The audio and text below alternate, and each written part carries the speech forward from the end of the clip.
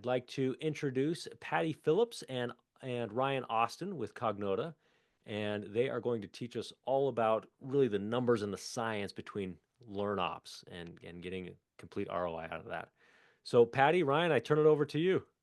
Thank you, Yeah, Zach. thank you so much, Zach. I'm really excited to be presenting alongside now a good friend of mine, Patti. I think we started out as colleagues and me bugging you to partner, and I think I've grown on you a bit now, Patti.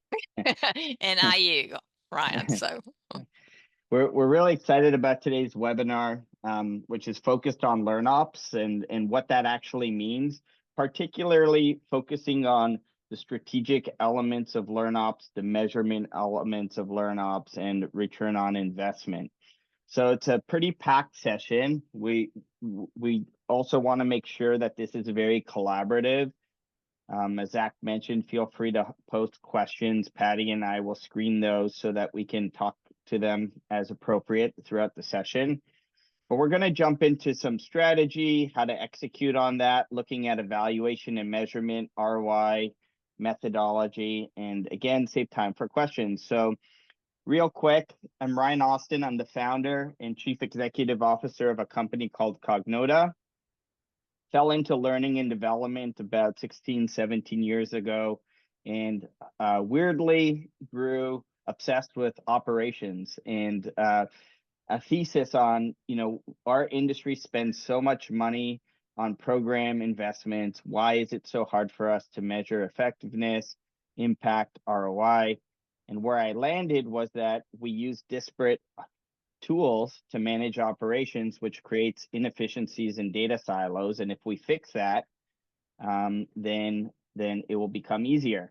And so we built the first operating system to manage end-to-end learning operations for talent and learning teams. And really excited to be here with my partner, Patti Phillips. And I'll leave it to you, Patti, to introduce yourself. thank you, Ryan. So hi, everyone. I'm Patti Phillips, CEO of ROI Institute. And it's a pleasure to be here with all of you today. And we're thrilled to be partnering with Ryan and the team at Cognota, because we know that demonstrating impact and return on investment of all types of talent investments, whether it's talent development or the broader HR community, it requires an implementation strategy that makes it a seamless process. So while we can do impact and ROI on individual programs and projects without that seamless process, we know that by integrating it into the learning operations process, we not only can ease the pain of evaluating our programs, projects, and initiatives, but we can design and offer programs and projects that are created to deliver the value we seek. So we're just thrilled to be part of this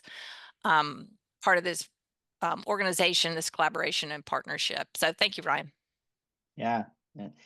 And just before jumping in, the reason why we partnered again, and I think Patti described it well, is often the workflows of learning operations are looked at disparately, and learning teams kind of fall for this trap where it's like, well, we need to manage requests with business partnerships.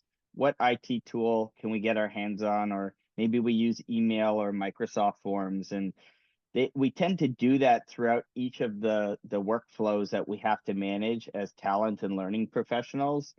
And before you know it, you're using 10, 12, 13 disparate tools to manage things that should be managed together holistically, especially if you want to get to ROI, impact, and measurement.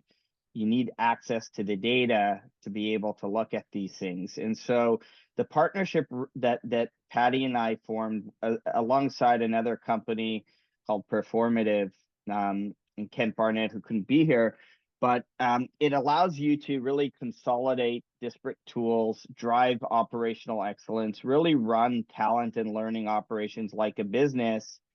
So you can collect the information, there's no more data silos, and you can demonstrate that business impact. And so we think, removing bias out of our response, obviously, we like each other's companies, but we think that this is pretty groundbreaking for the industry.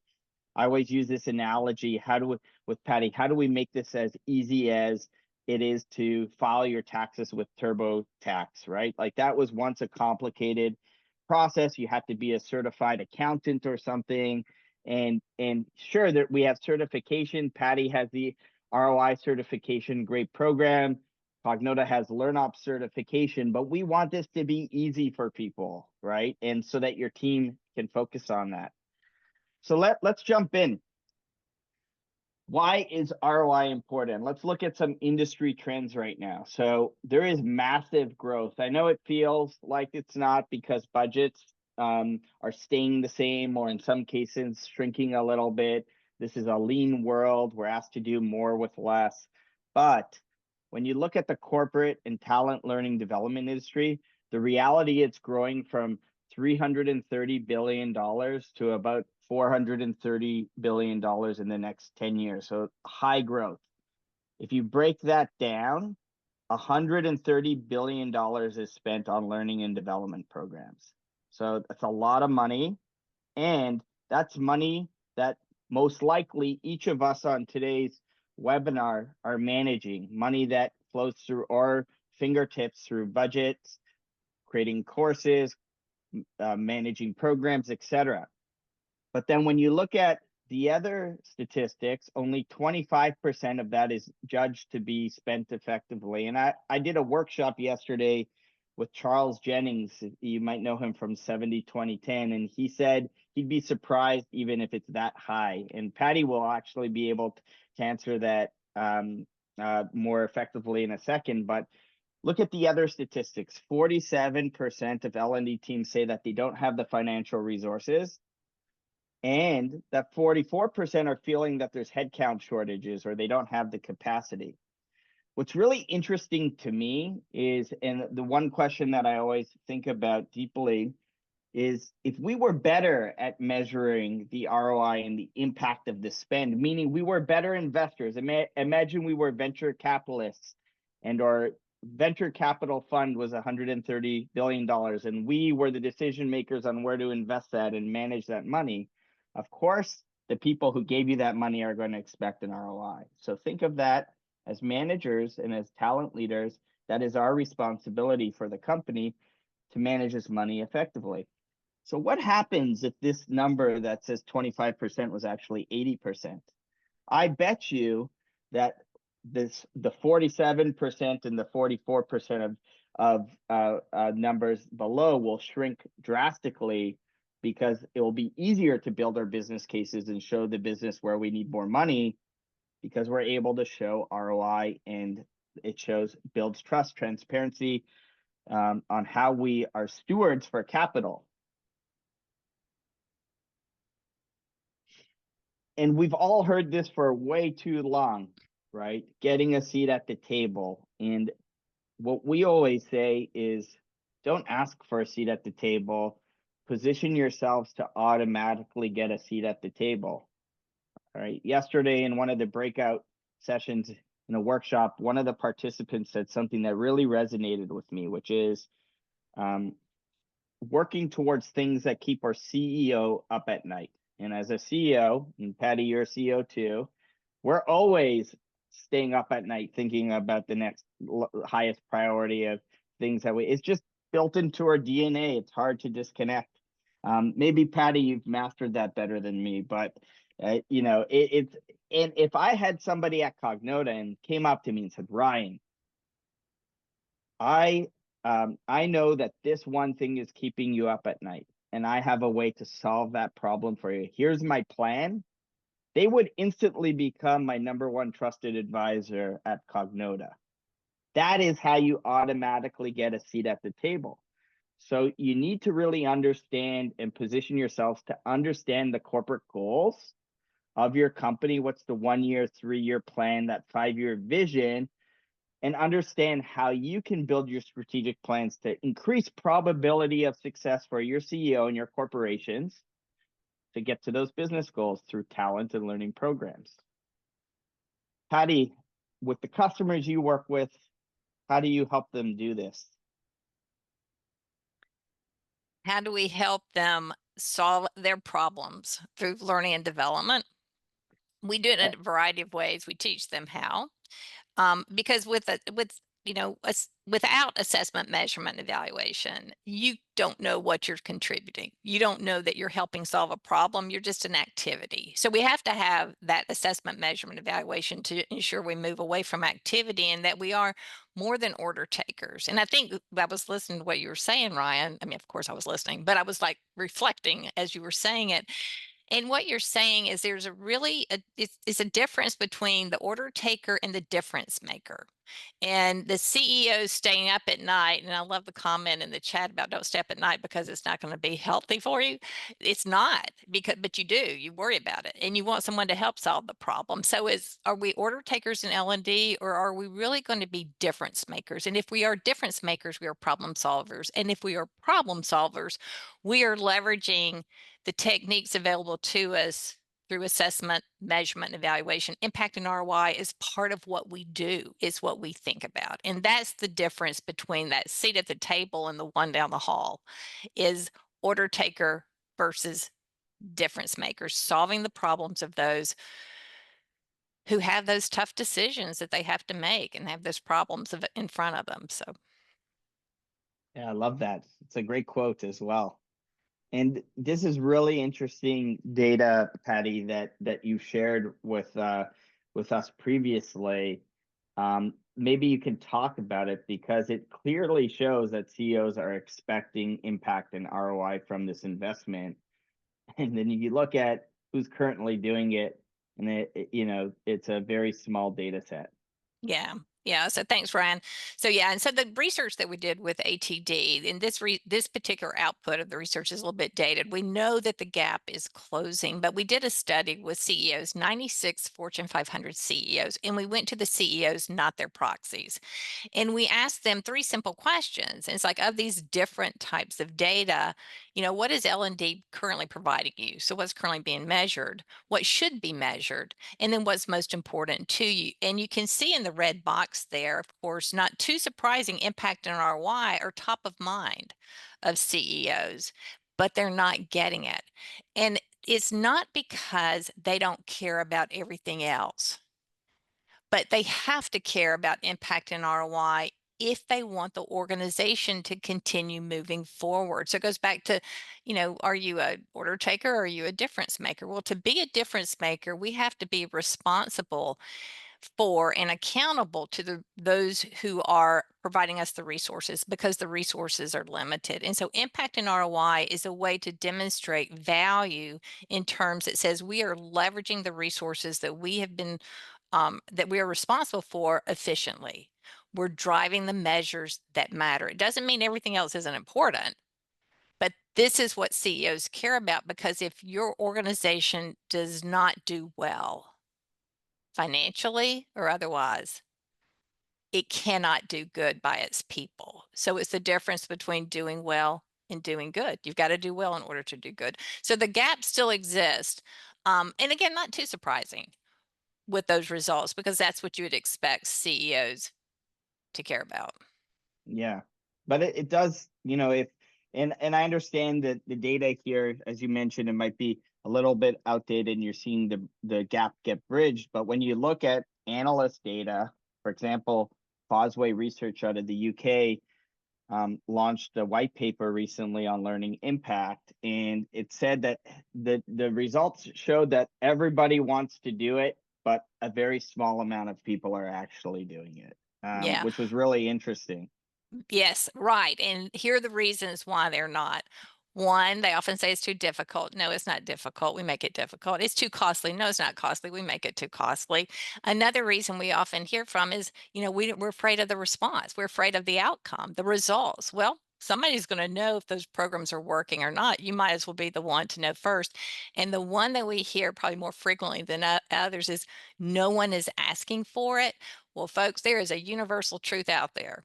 If the boss isn't asking for it today, you can bet when they do ask, they want the results tomorrow. And that is what gets us in trouble. So yeah, there are a lot of reasons people don't use it, but a lot of those reasons and those barriers, it's more perception. We make it hard. We make it expensive. We make it difficult.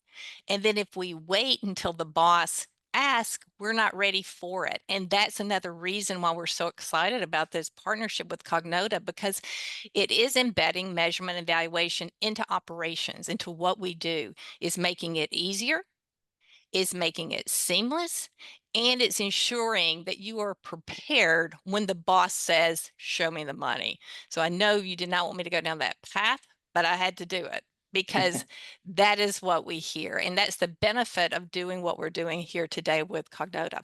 So what we did, what Ryan's showing you on the screen now, is we did a study a year or so ago with the conference board. Now the study is available through the conference board. It is a member site. So you need to be a member to get to their resources.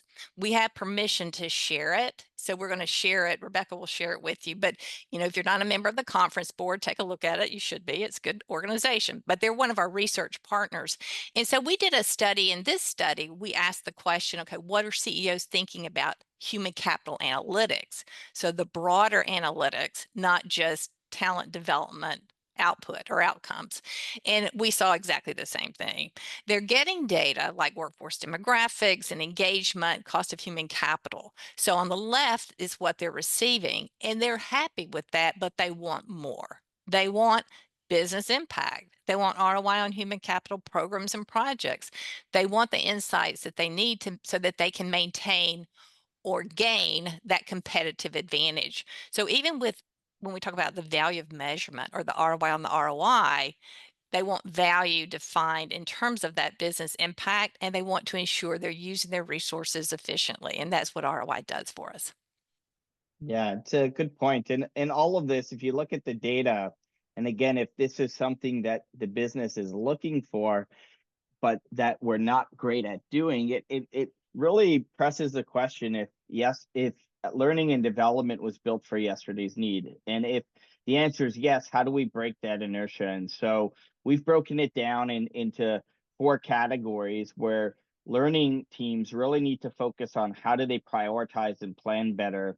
And they should be using corporate goals as a way to do that, so that you're aligning to the next most pressing issues that the business is saying is important. So it's about listening to the voice of the business, increasing probability of success with the tools and playbooks that you have access to around talent and learning to help the company get there, whether it's building competencies, expertise to drive the workforce to higher performance, or bridging skill gaps.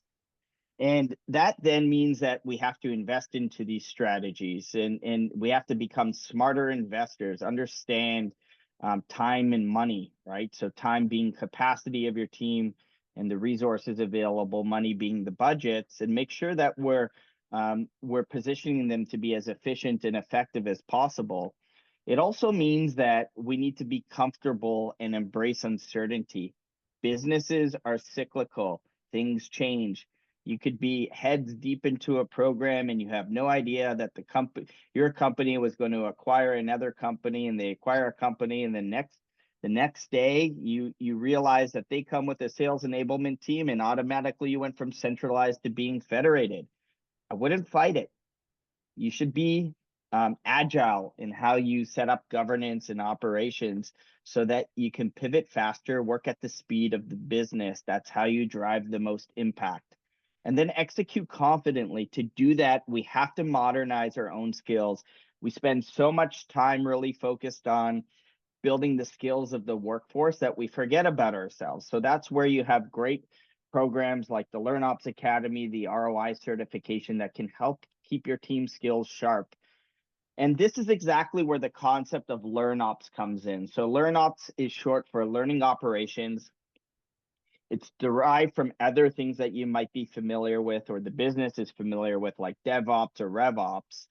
And it's the idea of how do you bring your people, your best practices, your processes, and your technology to work better together, because that's what increases efficiency, effectiveness, and drives value for your business.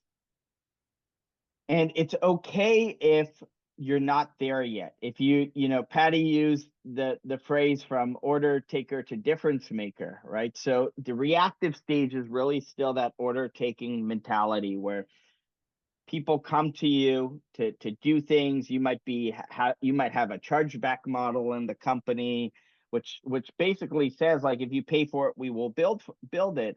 And essentially, you probably still have messy operations, some spreadsheets, email, disparate tools, siloed operations, limited access to data. But you need to be better. So that's when you get to the manage stage. You have vision, you have accountability, you've made some investments to do a little bit better, moved away from manual processes or spreadsheets. You're probably in disparate IT tools. So you have a bunch of systems you're using for different processes. They're not working yet well enough to be holistic. So there's silos in the data, suboptimal ROI measurement processes. Strategic is when people are coming to you for help. You're seen as that trusted advisor. So you're seen as that problem solver. They're coming to you with their problems. You have partnerships in the business. You're consulting with them to understand what those problems are, and you're using your learning and talent expertise to make the right recommendations on here are the best types of programs or solutions to solve those problems. You have streamlined operations, and you have good practices in place for ROI and measurement. Predictive is when you're just taking things to the next level. I've only seen one company get there so far, Merck, the pharmaceutical company, but a lot of companies are moving to this direction where their processes are more automated. You actually have more trusted relationships with your CFO office and procurement office because you just have more data than them. So they're forced to come to you with the questions to ask about things they respect the talent and learning investments in the company because there's transparency into the impact that it's driving.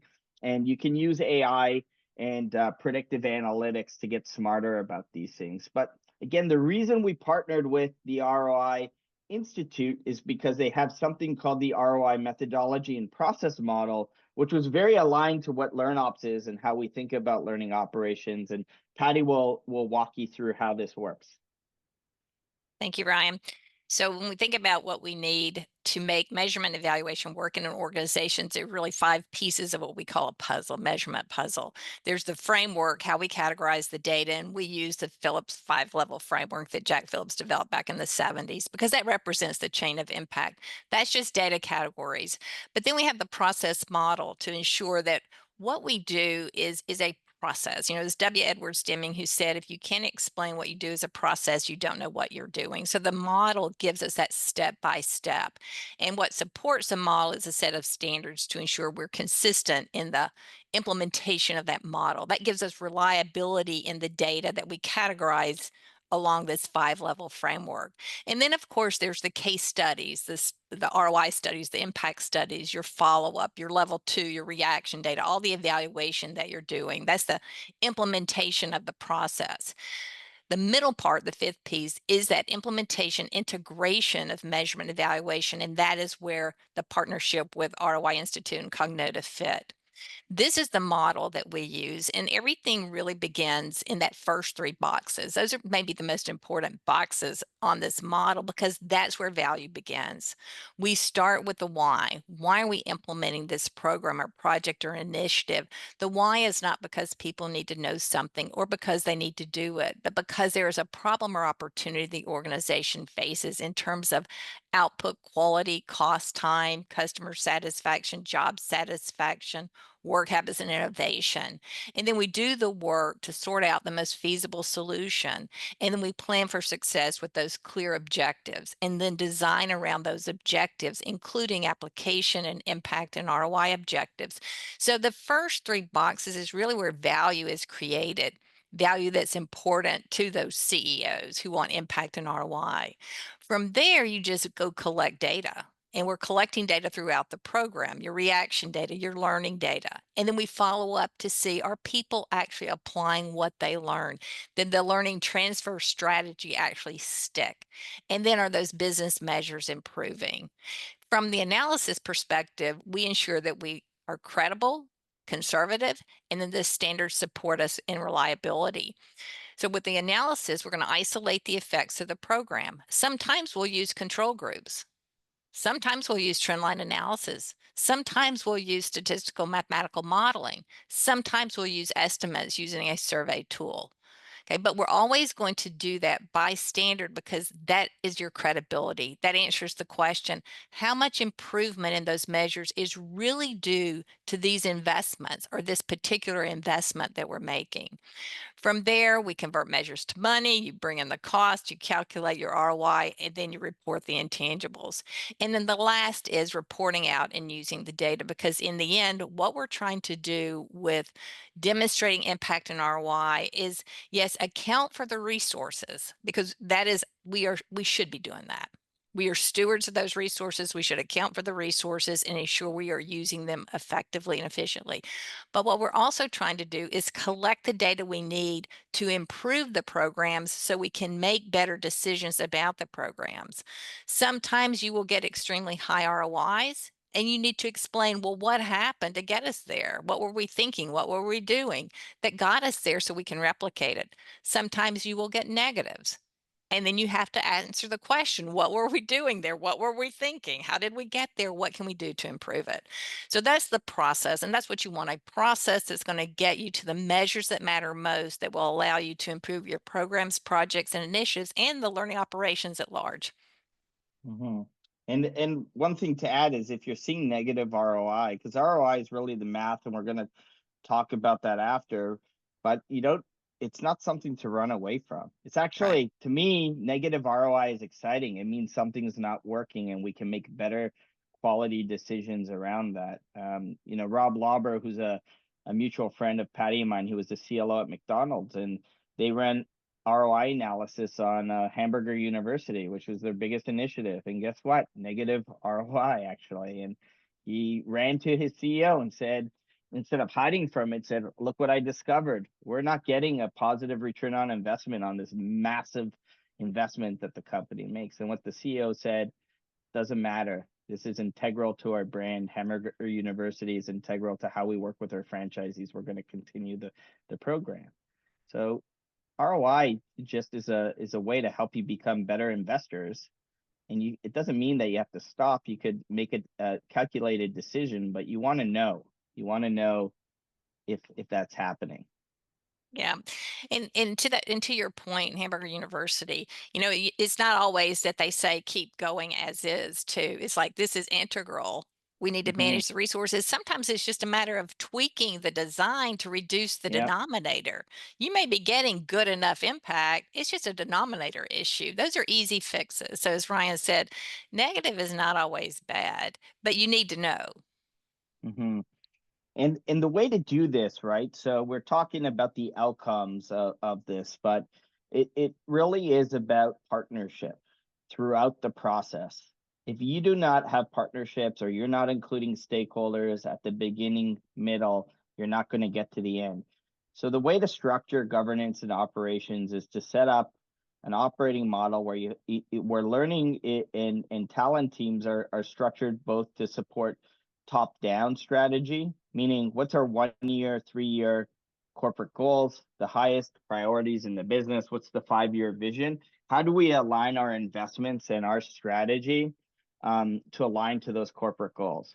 But the reality is that if you want to be a trusted advisor, you also have to structure yourself from a bottoms-up model, a partner model.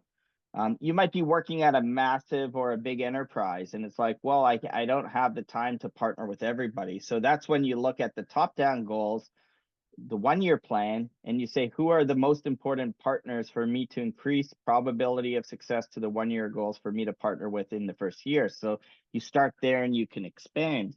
But a lot of the times people use a request process. Now, I'm intentional about using the word request versus intake, because a request is just that. Somebody's coming to you with a problem and a request to help fix it. It's your choice, which it should be as an advisor, trusted advisor, to choose if the company should invest time or money into that request or not. And you look at the corporate goals. Is this part of our 1 year plan? Should we invest in that? If the answer is no, you can push back. Guess what?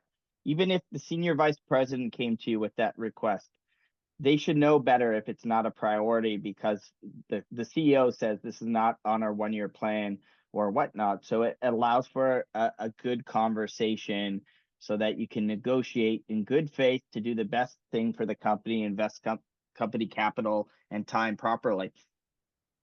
Now, this is where Cognota comes in. So if you look at the process model from the ROI framework and methodology, we bring a lot of these processes together to work holistically so that you can capture data in between the processes. We help manage your governance to power that top-down, bottoms-up model. We help make it easy to work with your partners through the planning stage. So during program strategy or planning, your partners up front should be helping you to think through the problems you want to solve, the different objectives that you're going to try and measure against. They should help you think about what success is going to look like so you can measure against it. You should talk to them about what data is going to be made accessible from their business partners as evidence to help build the story around the effectiveness and measurements. And so you're working with them there. And then that way your team has clear direction on how to execute in a lean, most efficient way, whether it's through programs or experiences. And then after or during, that's when measurement comes back. It's that feedback loop where you're looking at evaluation, you're looking at ROI, you're looking at impact. And it's easier to get the data because, as Patti mentioned, and we'll share some research after too, that most teams find that they can't do this well because lack of data. That to me means lack of partnership, because if you have good trusted partnerships, you're going to negotiate up front in this planning phase what the data looks like and how you're going to access it, and get that upfront commitment before you start spending the time and money, which is in the execute phase, to be able that you're setting yourselves up to do measurement well. Now, after you get the data, whether you see positive, negative ROI, it's about optimizing, looking at benchmarks, looking at that, and just being good entrepreneurs, strengthening your operation, strengthening your organization to do well. Now, if you need help doing this, we also offer transformational support as part of the software costs. We don't charge for it, and we'd be happy to talk to you after as well. But again, we're going to really focus on the measurement phase. And the one thing that we constantly see is people mixing up these words: measurement, impact, ROI, mashing them together. Measurement really is the evaluation, the collection of evidence, using that evidence or data against predefined objectives that are set up front. The impact is really about the results that that you had on the business goals, and the ROI is the math. You know, really the calculations. Did we get the returns relative to the cost? Did I miss anything there, Patti? Nope, I think you got it. So where this partnership is, and we used the phrase TurboTax earlier, is we took the workflows from Cognota, which collects the data, and the methodology from the ROI Institute to make this easy, step by step, so that your teams can learn how to do this at every single step of the way through workflows, but powered by ROI methodology, as you can see on the right. Now, this first input step is really about working with your business partners. And Patti has part of this methodology called the alignment conversation, which you can see here.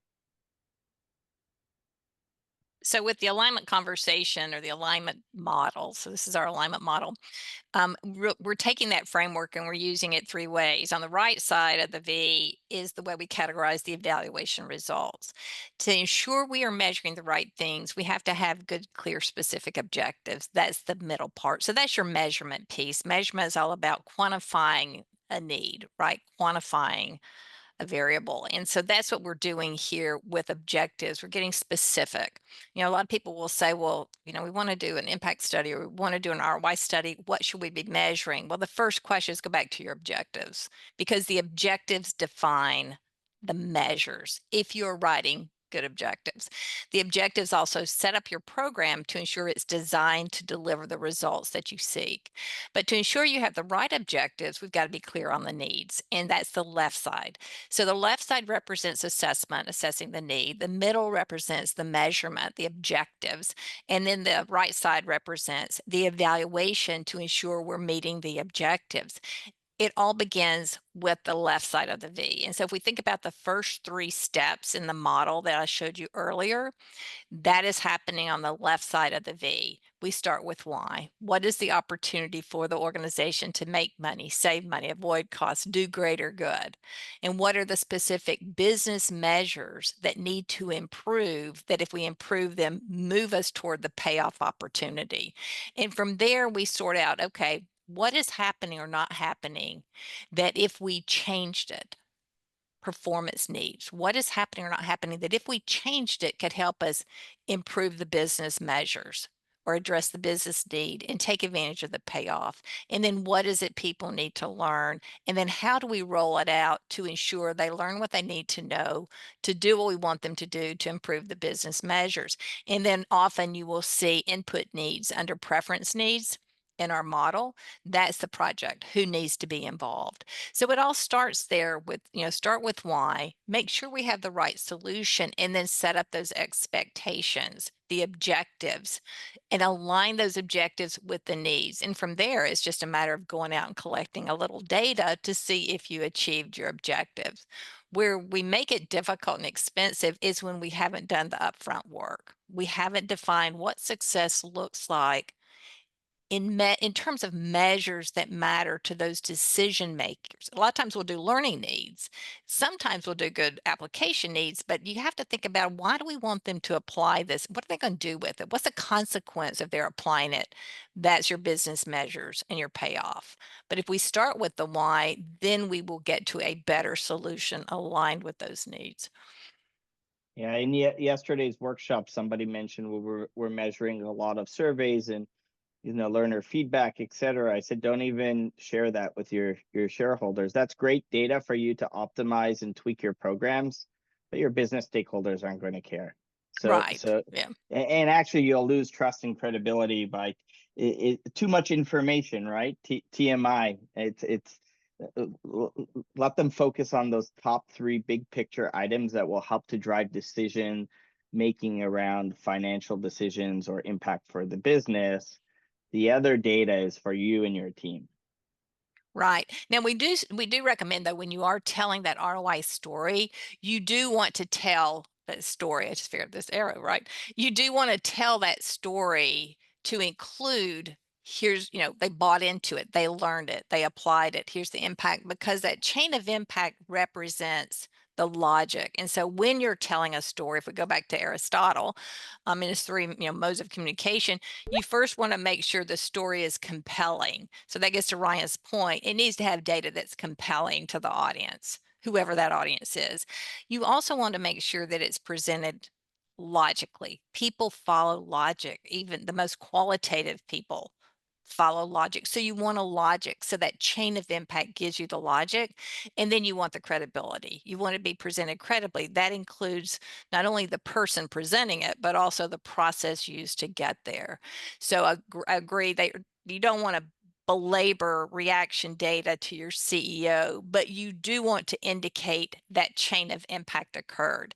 It's just in that conversation, don't get bogged down into things like the facilitators did this. It was an amazing experience. That's not what they're looking for. They want to know, are these people buying into this? And do they have the capability? And more importantly, are they leveraging that capability to drive these measures? Yeah, I agree with that. From a storytelling perspective, you want to build up the story which shows how did you get to that hypothesis or thesis on the recommendations for the decisions. Yep. So as you can see, just as an example, with the partnership, you can see here that, and I'm trying to see if I can. If you can take that off. Here we go. Thank you. All right. So So you can see here how where Cognota plays its part in this partnership, where we've taken the alignment conversation, broken it down into workflows. So this is where Cognota and Patty's team got together to try and make this very simple for people to follow and do, to make sure best practices are aligned. So you're not forgetting to bring in partners the wrong areas that will impede on your abilities to measure. And then we did that throughout the rest of the stages, basically building those program objectives, breaking them down so that you can measure against them with monetary costs or benefit calculators to do the math. And also how to plan the data collection, because again, a lot of people say it's very hard to access data. We'll show you some research on that soon. And it doesn't need to be. That's what Patti said, right? It doesn't need to be complicated. It doesn't need to be expensive, but we make it. And it's as simple as making sure that you're doing this planning exercise with your partners where they can help you determine where you can collect the information and from who, and you have that upfront commitment from them. And that makes it a lot easier. You don't have to always integrate to a business system to get access to the data, for example. So you're not alone. We know that this is hard, or it seems hard, and this is a learning journey for all of us. So here you can see some research from a workshop that we do called Reinventing Learning Operations. We just did the final one for the year yesterday. They're free to join. You can get a certificate of completion as well to build up your skills, but we'll announce 4 new workshops for next year soon. But what are your biggest challenges when measuring learning impact? You can see here, lack of data, not knowing what to measure, getting access to evidence, data, access to data, data collection, bad data, right? So any surprises here, Patti? None. No surprises. So well, we dug deeper into this recently. We issued a LearnOps Trends and Insights report that we have a community with about 10,000 learning and talent members that I'll put it in the chat, www.learnops.com. It's free to join. But we did a survey with 150 respondents. How would you rate the effectiveness of your current measurement and reporting tools? 6% said very effective, 26% said effective, almost 40% neutral. Any thoughts here, Patti? no, not necessarily. I think it's interesting. I'd be curious what the audience thinks about these results and maybe where they align with it. But yeah, that's a good question. Drop in the chat as well where you are on your journey. I'd be interested to see that too. Okay, here's another one. What performance metrics do you compare against for industry benchmarks? So almost 50% of respondents say that they don't compare against industry benchmarks. So they're looking at their data. And this is important because we saw earlier bad data, right? How do we know if it's bad data? Well, we work with our partners up front to make sure that we understand what the data is going to be to reduce the risk of bad data. But you also want to have additional assurances by benchmarking against others. Where are you versus others? Is our best practice really the best practice of the industry? So you can see here, 29% of them are benchmarking learner satisfaction, 23% application of skills, completion rates, and learning development time. And we have somebody who said, I'm often rushed to get to collect level 1 or level 2, so ineffective. Patti, because I know you were asking the group too. yeah. So yes, thank you for that input. And I just want to make comment on the industry best practices. Of course, the measures, I have a love-hate relationship with benchmarking, because just because one company is here, does that mean you need to be there? It depends on what you're looking at. My bigger concern is how many are benchmarking against themselves. So the idea behind learning and development is improvement. The idea behind measurement and evaluation is improvement. So who do you want to improve against what everyone else is doing or what you're doing. And I'm not saying benchmarking against the industry is necessarily a bad thing, because it is good to gauge what competitors are doing, what others are doing in the industry. The bigger question is how many of you are benchmarking against yourself and actually moving that, trying to move that needle, even at reaction level, right? If you're at 80% of your people are saying, you're a four out of five. Okay, well, how can we improve that? Can we get 85% of our people to say we're a 4 out of 5? So I think benchmarking against yourself is a good question to reflect on, because in the end, that's where the improvement's coming from. So I Yeah. like this slide. I would be interested comparing this slide to comparing. We should do a follow-up on that with I think it'd Lauren, our be, content. Yeah. yeah, I Well, think it'd be interesting. Yeah. my colleague Rebecca, last name Pickles, we call her Pickles, is listening. So she'll make a follow-up about that. It'll be fun. And maybe we Yeah, can do that with ELB too. That would be cool. that would be cool. Yeah.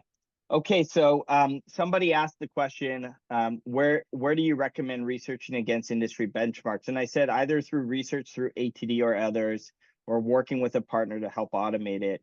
But it starts with baselines, just to, I think, Michelle, hopefully I'm pronouncing that correctly, but you want to start with baseline. So for example, if you want to benchmark task management, there's some research out there from ATD led by Robin de Felice, who's a partner with us at Cognota as well, on how long does it take to create 1 hour of learning, and they break it down into tasks. And there's some benchmark data on how long it's taking for the industry.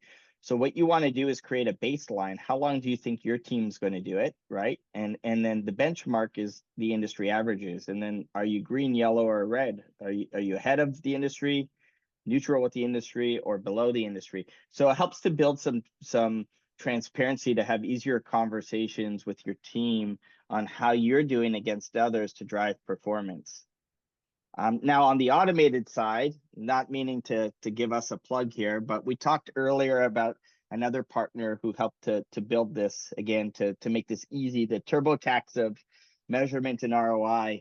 How do we bring together LearnOps data, ROI methodology, and measurement? So for measurement, we partnered with Kent Barnett. He used to be the founder and CEO of a company called Metrics That Matter, and now Performative. And together, Cognota and Performative got together to build Cognota evaluations. So it's another workflow, so that you can actually collect the evidence from your business partners with ease, but also benchmark it against many others to see how you're doing, and to also measure scrap learning, which is a metric that helps to determine, if there's diminishing returns on a program, and maybe you should consider to stop investing or to make changes.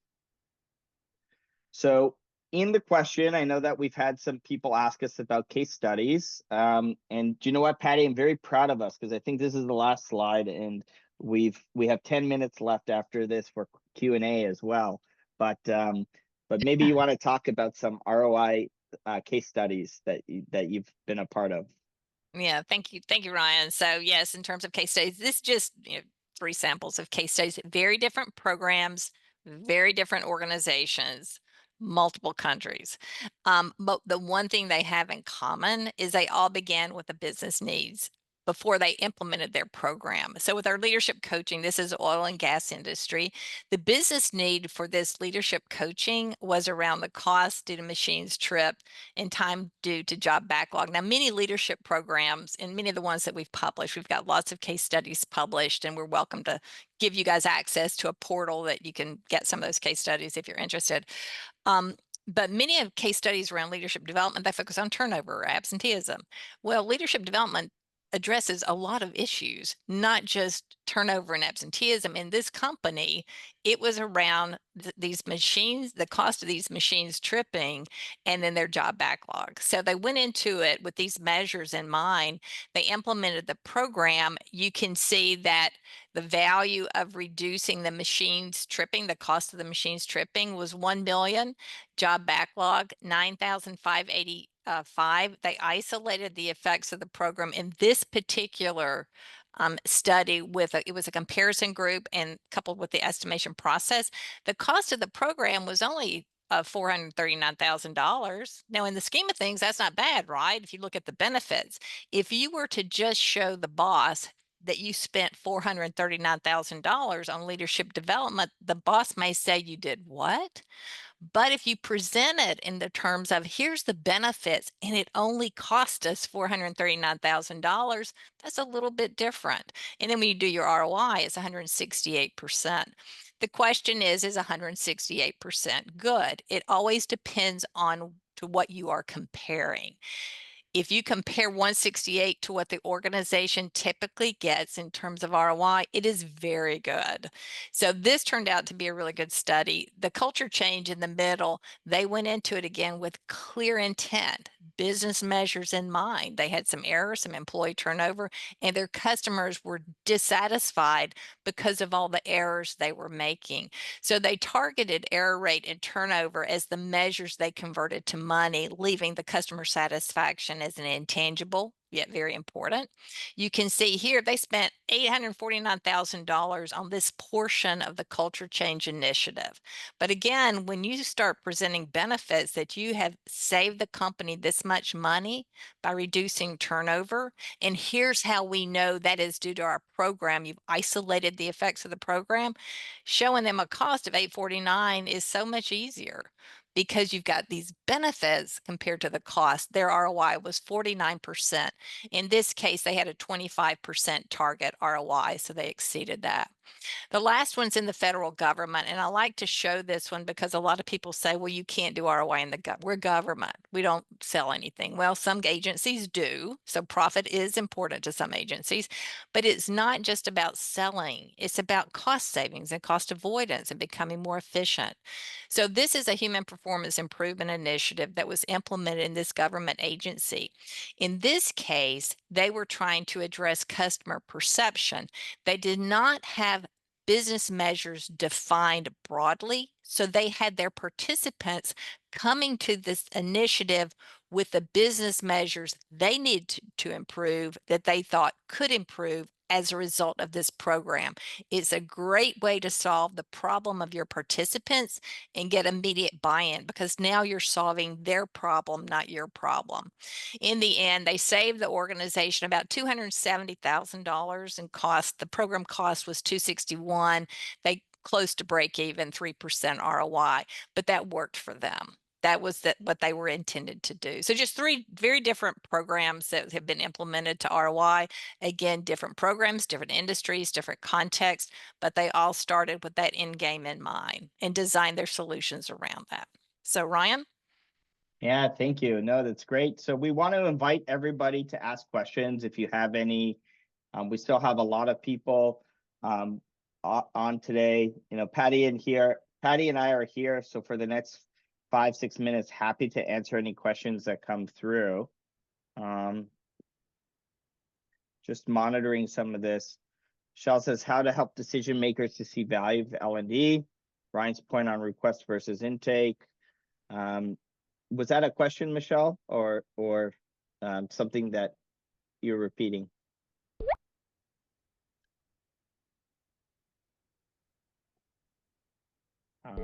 Okay. If you don't mind, Michelle, just clarifying the question, that would be appreciated. Oh, I think I understand it now. Okay. So how do we help the decision makers to see the value of L&D so that we can position ourselves as difference makers as opposed to order takers, Patti? Yeah, well, I think it starts by asking the questions up front. So when the boss comes to you and says, hey, Michelle, I read a good book, Crucial Conversations, and I want a 2-day workshop next Thursday and Friday. I want Sharon Lavoie to facilitate it, and I want to see a positive ROI, rather than saying, yes, we'll do it. Say it's a great idea. Okay, what exactly do you want them to learn? What will they do with what they learn? And if they do that, how's that going to help you with output, quality, cost, and time? What measures will improve? And if they improve, what's it worth? So an easy start is asking a different set of questions. You never say no to the boss. That's career limiting. but you never say yes until you clearly understand. And that's what you're aiming for. It gets back to that old adage, what is it? Begin with end in mind is one of them, but seek to understand. That's what you're doing. You just want to understand what's the problem, because the problem is never the solution. Crucial conversations is never the problem. It could be a solution to a problem. So starting by asking questions up front and getting clear on what the crux of the issue really is a good way to change that perception, order taker and difference maker. And then of course, demonstrating the results in terms that matter most can help with that as well. And I think from an operating perspective, position yourself top down and bottoms up, which we talked about, is really important. I have a chief operating officer now at Cognota who's like my best friend, and she tells me no all the time. But she wins the battle every single time because, Ryan, how does that align to this year's goals? And sometimes they don't. And then I say, okay. And I just leave it alone because she's right. Yeah. And so it's easy to fall for the traps, right? It is, but it makes your workload so much easier if you can answer that question or not. How is it going to do this? How's it helping the customer? How's it helping operations? How's it helping the member if you're a nonprofit with an association? We're going through that now with a group that I chair. It's like, okay, great idea. How's it going to help the member? If you can't answer the question, let's not do it. Take the workload off the people, move on to something else. So, yeah. Yeah, absolutely. And so I think aligning to corporate goals helps to prioritize, which makes it fair when you have to say no. And it's a good baseline on what is the right thing to do, right? Yeah. It allows you to have easier conversations. And then positioning yourself to have business partners and inviting them into the thought process of investing into programs to drive returns. People like to do that, especially when they're coming to you for help. They're coming to you. They needed the help. It's your turn to guide them through the process on how you can help them. So you need to manage that process and manage them as partners. Yeah, that's a great point, Ryan. When they're coming to you, not to take the order, when they're coming to you to solve the problem, that's just such a good position to be in. Yeah, order taker to problem solver, as you say. Yeah. Well, I don't think there's any other questions here, but we want to thank everybody for taking the time to participate in the ELB conference, and thank ELB for inviting us here. We love them. They're great partners. Thank you, Zach, for having Patti and I. Yeah, thank you, Zach. Of course, and thank you to both of you for sharing your experience and really just such valuable information and helping all of us overcome that hurdle of how can we really prove our value. So thank you so much for doing that. As a reminder to the attendees, you will receive a survey after this. So if you fill that out, you're entered to win a $100 Amazon gift card.